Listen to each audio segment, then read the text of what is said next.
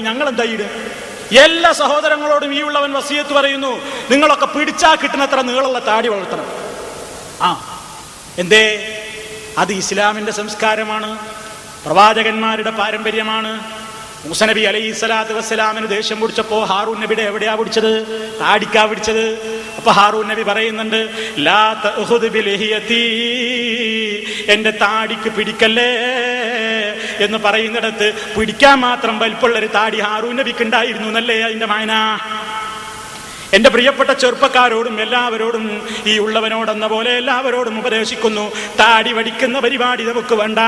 അത് ഇസ്ലാമിന്റെ സംസ്കാരമല്ല.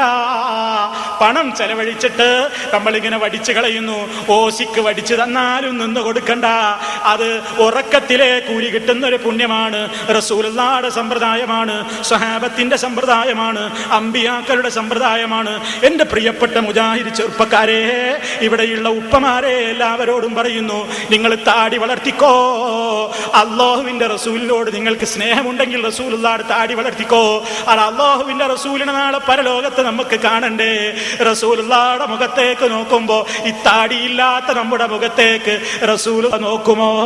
നമുക്ക് റസൂലുള്ളാഹിയുടെ മുഖം കാണണ്ടേ? അവിടുത്തെ റെക്കമെൻഡ് കിട്ടണ്ടേ? അതിന് റസൂലുള്ളാഹിനെ ഇത്തിബാഅ് ചെയ്തോ.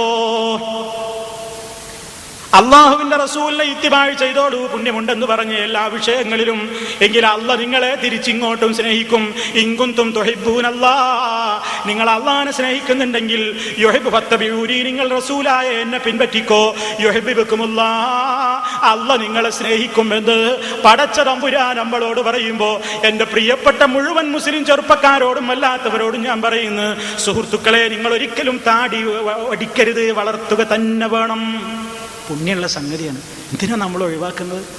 ഒഴിവാക്കരുത് സുഹൃത്തുക്കളെ, ഒരു വസിയത്തായിട്ട് നിങ്ങൾ കാണാം. അങ്ങനെ ഏതെല്ലാം പുണ്യകർമ്മങ്ങൾ സുഹൃത്തുക്കളെ നമ്മുടെ രാജ്യത്ത് നടക്കുന്ന, ഞാൻ നേരത്തെ വിഷയത്തിലേക്ക് തന്നെ വരികയാണ്, ഈ രാജ്യത്ത് നടന്നു